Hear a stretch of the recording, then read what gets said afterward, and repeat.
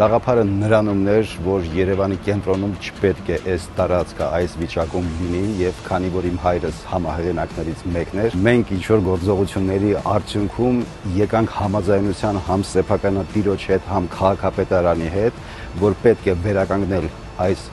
կառույցը, որը իր ժամանակին բավականին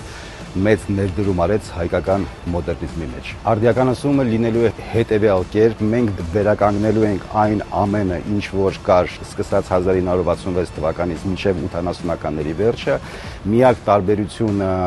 լինելու է նրա մեջ, որ մենք պետք է ավելացնենք ծածկ։ Տվյալ պահին գտնվում ենք կինո Մոսկվայի ամառային դահլիճի բակում, սպասվում է ընդհանուր շենքի վերակառուցում, դրա համար այս պահին կատարվում են նախագծման համար նախապատրաստական աշխատանքներ։ Ավելի կոնկրետ շենքի տեխնիկական վիճակի հետազոտման աշխատանքները